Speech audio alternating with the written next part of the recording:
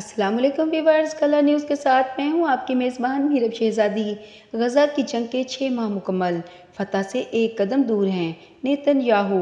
यरूशलेम से मिलने वाली रिपोर्टों के मुताबिक इस्राएली सरबराह हुकूमत ने कहा है कि इनका मुल्क अस्करियत पसंद तंजीम हमास के खिलाफ जंग में किसी फायरबंदी पर तब तक राज़ी नहीं होगा जब तक गज़ा पट्टी में हमास के ज़ेर कब्ज़ा तमाम इसराइली यरगमालियों को रिहा नहीं किया जाता। न्यूज़ एजेंसी रॉयटर्स के मुताबिक वज़ीर आज़म नेतन्याहू ने अपना ताज़ा बयान इसराइली काबीना के हफ्तावार इजलास के आगाज़ पर आज इतवार के दिन एक ऐसे वक्त पर दिया जब मिस्री दारुल हुकूमत काहिरा में हमास और इसराइल के माबेन फायरबंदी के सिलसिले में बैनुल अक़वामी सालसी में मुज़ाकरात का नया दौर शुरू होने वाला है।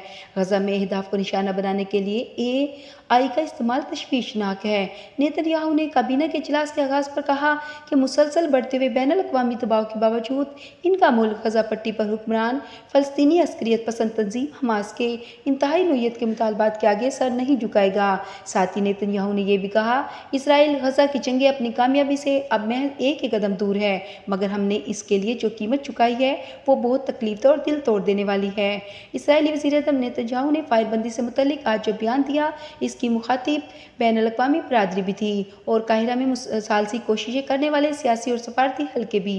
मुख्तलिफ खबर रसा इदारों की रिपोर्टों के मुताबिक इसलिए नेतन्याहू ने जोर देकर कहा कि यरगमालियों की वापसी तक कोई फायरबंदी नहीं होगी। साथ ही उन्होंने मज़ीद कहा, इसराइल किसी डील के लिए तो तैयार है, लेकिन हथियार डाल देने पर बिल्कुल तैयार नहीं। अमेरिका, मिस्र और कतर गुज़िश्ता कई महीनों से दोहा और काहिरा में होने वाली सालसी मुज़ाकरात के ज़रिए इस कोशिश में है कि इसराइल और हमास के माबेन पहले फायरबंदी हो जाए और फिर मज़ीद मुकालमत के साथ इस सीज़ फायर को मुस्तकिल जंगबंदी की शक्ल दी जाए। इसराइल पर इस जंग में फायरबंदी के लिए इसके अमेरिका और बरतानिया जैसे इत्तेहादी ममालिक समेत बैनुल अक़वामी बरादरी की तरफ से दबाव 1 अप्रैल के इस वाक़े के बाद से शदीद हो चुका है, जब गज़ा में एक इसराइली फ़िज़ाई हमले में वर्ल्ड सेंटर किचन नामी एक इमदादी तंजीम के 7 कारकुन मारे गए थे।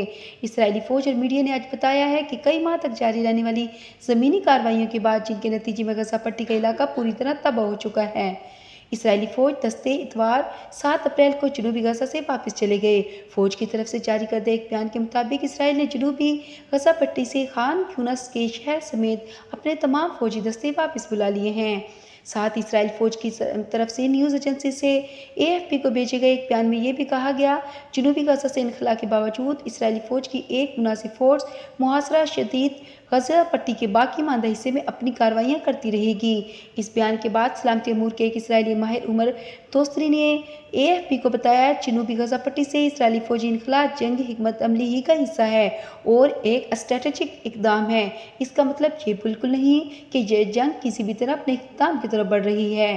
गज़ा में 7 इमदादी कारकुनों की हलाकत आलमी सतह पर मज़म्मत की गई है। दोस्तरी ने मज़ीद कहा कि एक बार गज़ा पट्टी के मुख्तलिफ हिस्सों में जंगी कार्रवाइयाँ मांद पड़ गईं, तो फिर इसराइली ज़मीनी दस्ते जनूबी लबनान में ईरानी हमायत याफ्ता हिज़्बुल्लाह मिलिशिया के खिलाफ अपनी कार्रवाइयाँ तेज़ कर देंगे।